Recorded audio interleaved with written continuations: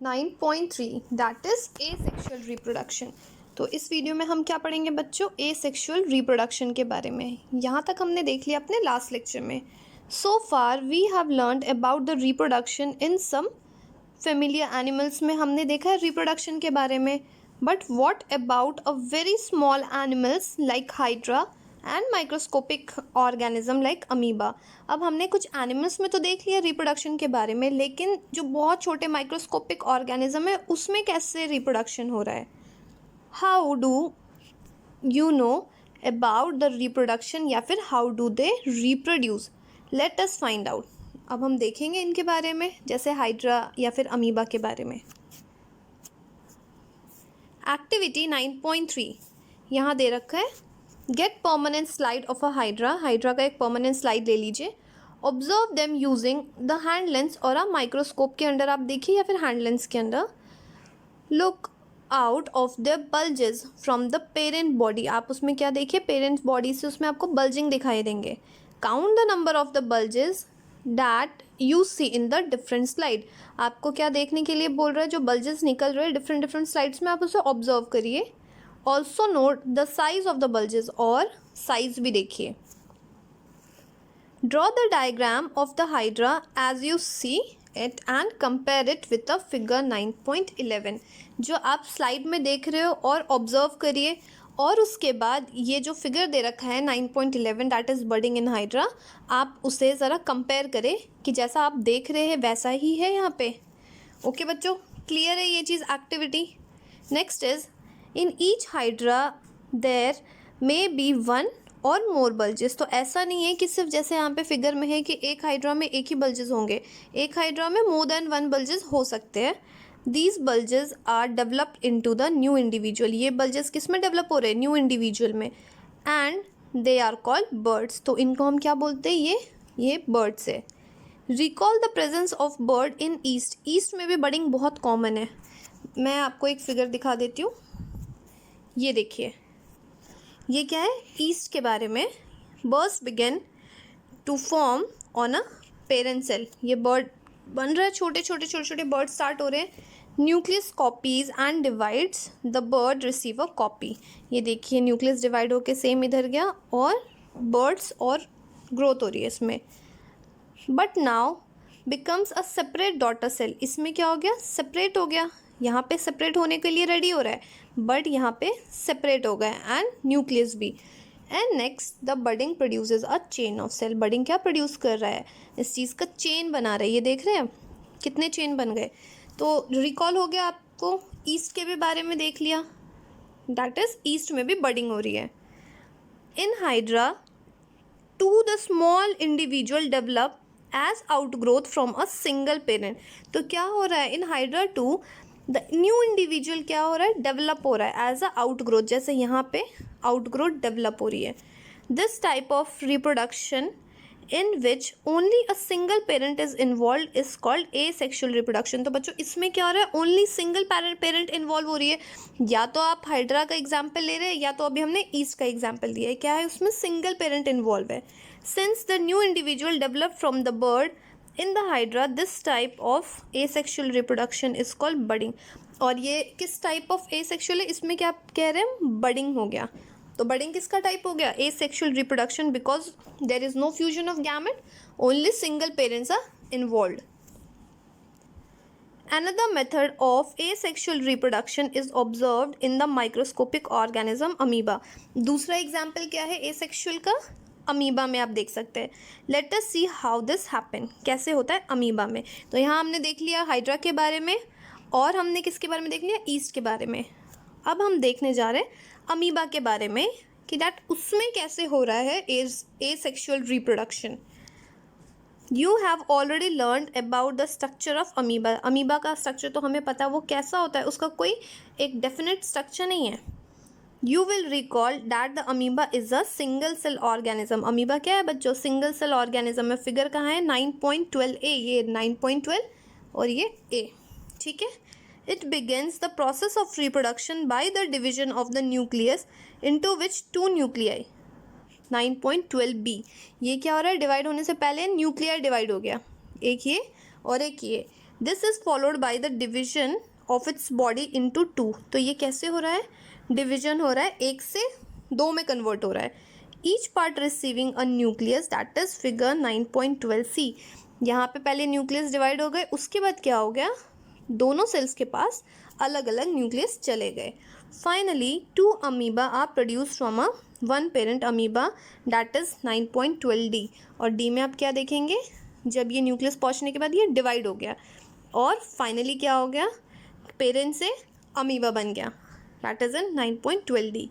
This type of asexual reproduction in which the animal reproduces by a dividing into the individual, this is known as binary fission। तो ये क्या हो गया, binary fission, क्योंकि इसमें क्या हो रहा है, एक इंडिविजुअल 2 में डिवाइड हो रहा है, that's why it is known as binary fission. Apart from budding and binary fission there are other method by which the single parent reproduce the young one. ज़रूरी नहीं कि सिर्फ ये दोनों ही मेथड है कि दैट इज कि सिंगल पेरेंट्स रिप्रोड्यूस करेंगे यंग वन, उसमें बोल रहा है you will study about these in your higher classes. तो और भी डिटेल आप कहाँ पढ़ेंगे, अपने हायर क्लासेस में।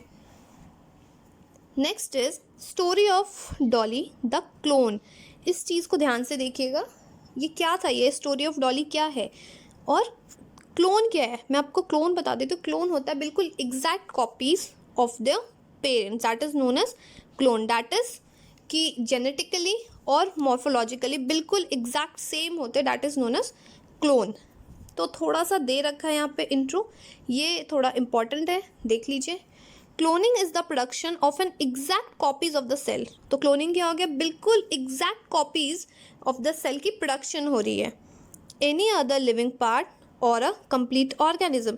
तो क्लोन किसका हो सकता है, या तो सेल का क्लोन है, या फिर कोई लिविंग पार्ट का, या फिर कंप्लीट ऑर्गेनिज्म का फॉर्मेशन हो रहा है बिल्कुल exactly same, that is known as clone.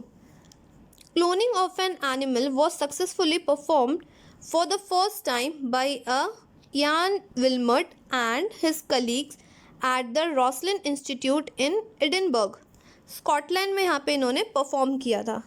अब उसमें क्या किया था इन्होंने, they successfully clone a sheep name Dolly. उन्होंने किसको क्लोन किया था, एक शिप को क्लोन किया था और उसका नाम दिया था Dolly, that is figure 9.13c। ये देखिए, ये क्लोन एनिमल है, ये इन्होंने क्लोन किया था। Dolly was born on 5 July. कब बॉर्न हुआ था ये, 5 जुलाई 1996 में, and was the first mammal to be clone. और अगर आपसे पूछेगा कि कौन सा फर्स्ट मैमल है जो क्लोन है, तो ये क्या बताएंगे आप, Dolly, that is in 1996। During the process of cloning the Dolly, a cell was collected from the mammary gland of the female Finn Dorset sheep, that is 9.13a। Finn Dorset sheep से क्या किया गया था, memory gland से cell को लिया गया था। ध्यान रखना है, इसके मेमोरी ग्लैंड से सेल को लिया गया था, ए से।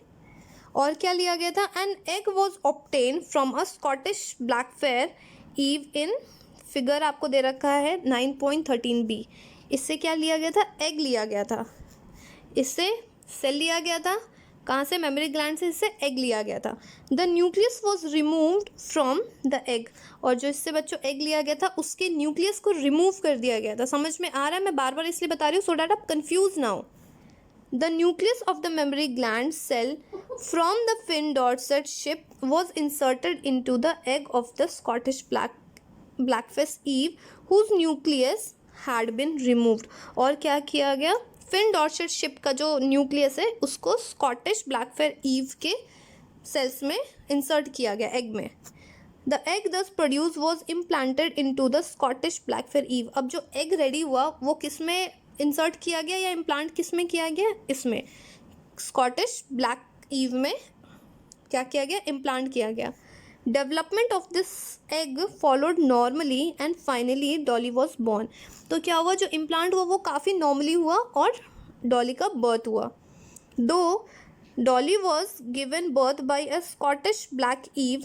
बर्थ किसने दिया, इसने दिया, स्कॉटिश ब्लैक ईव ने दिया। It was found to be absolutely identical to the Finn Dorset sheep from which the nucleus was taken.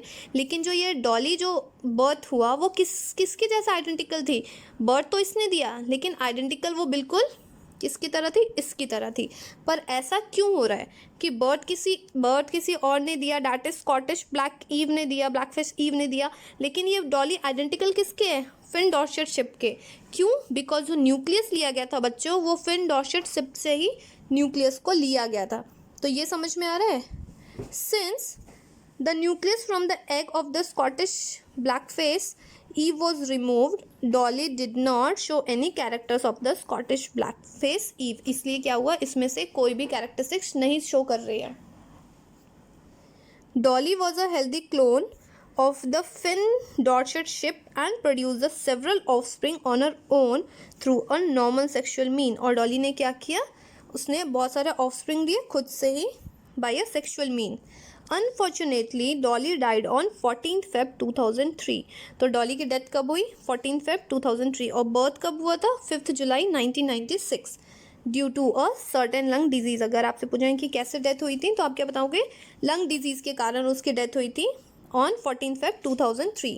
Since Dolly, the several attempt has made to produce the clone mammal। Dolly के बाद बहुत सारे attempt लिए गए so that कि वो clone mammals को बना सकते हैं। However, many die before the birth। कुछ की डेथ हो गई बर्थ से पहले, और die soon after birth। और क्या हो गया, किसी को बर्थ जैसे ही हुआ उसके बाद डेथ हो गई। The cloned animals are many a times found to be born with a severe abnormalities। तो जितने भी देखा गया डॉली के बाद जितने भी क्लोन एनिमल्स बनाए गए, ये क्या थे, उसमें कुछ ना कुछ सीवियर एबनॉर्मेलिटीज़ थी।